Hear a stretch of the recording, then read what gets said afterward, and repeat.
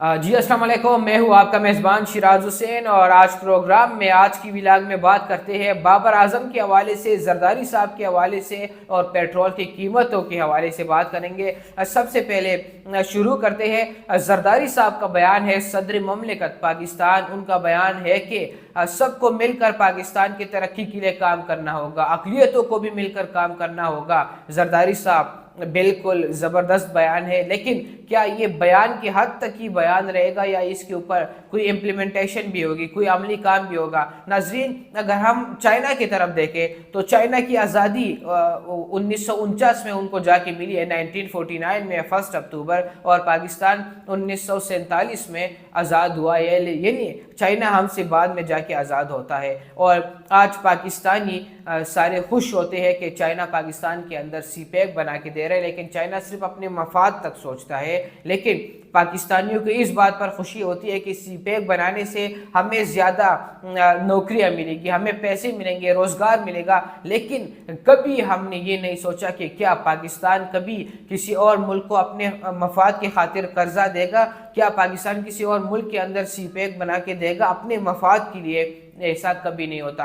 हमारी सोच के अंदर मसला है, जो हम सोचते हैं वो हम डिफरेंटली सोचते हैं कि जो हमें देने वाले होते हैं उस पर हमें ज़्यादा खुशी होती है, लेकिन कभी से खुद से कभी ये नहीं सोचा कि हम खुद भी पाकिस्तान के लिए कुछ काम करें, कुछ बेहतरी के लिए कुछ काम करें कि कल दूसरी दुनिया में हमारा जो बाहर की दुनिया है उसमें हमारा नाम हो। नाज़रीन, जापान को आप देख ले, जापान के ऊपर एटम बम गिराया गया और आज जापान किस लेवल तक जाके पहुंच गया, और हम वही आटे के लाइनों में खड़े होते हैं और उनको कतारें लगी होती है, और 2023-24 के दौर में भी आटों की कतारें यहाँ ख़त्म नहीं होती। हमारा पड़ोस मुल्क इंडिया की एग्जांपल ले ले, वो टेक्नोलॉजी में कहाँ तक पहुँच गए और हम जो है उस लाइनों से नहीं निकल रहे, उस कतारों से नहीं निकल रहे। और बस सिर्फ ये होता है कि अगर हमारे ऊपर किसी ने हमला कर दिया या हमें किसी ने मेली आंख से भी देखा तो उनको हम भरपूर तरीके से जवाब देंगे।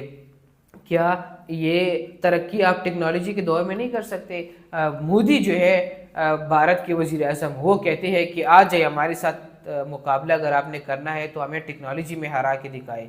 तो हम तो उनका मजाक उड़ाते हैं कि उनका जो स्पेस है उसमें कोई जा नहीं सकता। और फवाद चौधरी साहब इसका बड़ा मजाक उड़ाते रहे। फवाद चौधरी साहब वो तो स्पेस तक पहुंच गए, लेकिन आप सिर्फ हंसते रहे, आपने और कुछ नहीं किया। उनका मजाक उड़ाया था आपने, उनका वो फर्स्ट अटेम्प्ट था और दूसरे अटेम्प्ट में वो पहुंच गए ऊपर स्पेस तक, लेकिन आपने क्या किया? आप लोगों ने तो वही कतारें लगानी है और बेनज़ीर इनकम सपोर्ट के पैसों के ऐलान करने हैं कि 10,000 रुपये देंगे, 20,000 रुपये देंगे, सिर्फ ये काम रह गया। नाज़रीन, जरदारी साहब कहते हैं कि सबको मिलकर काम करना चाहिए, तो असल में करना भी चाहिए सबको। ये सिर्फ जरदारी साहब मुल्क को नहीं बहरान से निकाल सकते, ये सिर्फ नवाज शरीफ साहब नहीं निकाल सकते, ये इमरान खान साहब नहीं निकाल सकते। सबको मिलकर काम करना होगा। अगर माजी करीब में देखा जाए तो पीटीआई के पास कोई मेगा प्रोजेक्ट है ही नहीं।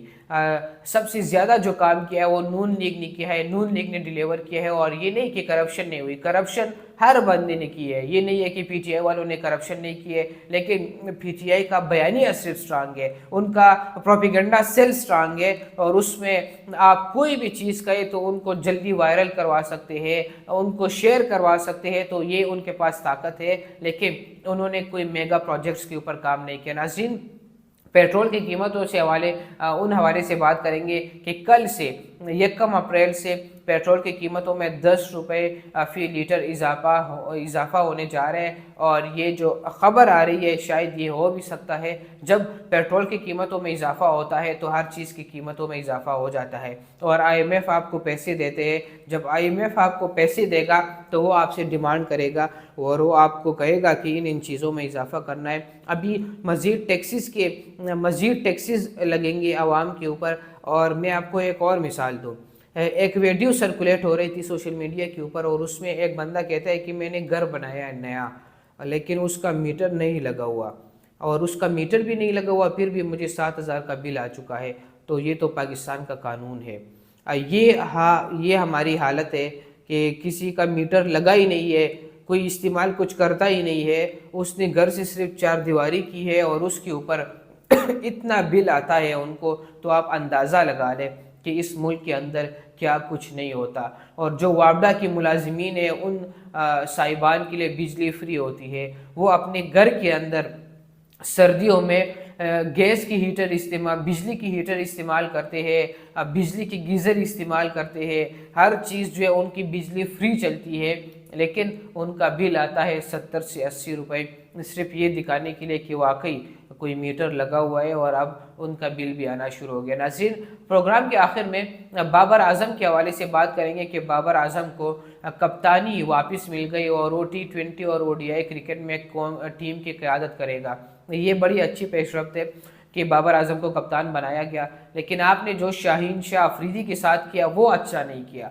आप किसी को कप्तान 2-4 दिनों के लिए नहीं बना सकते, 2-3 महीनों के लिए नहीं बना सकते। अगर आपने किसी को कप्तान बनाना है तो फिर उनको कप्तान बनाए रखिए और देखे कि वो डिलीवर करता है या नहीं करता।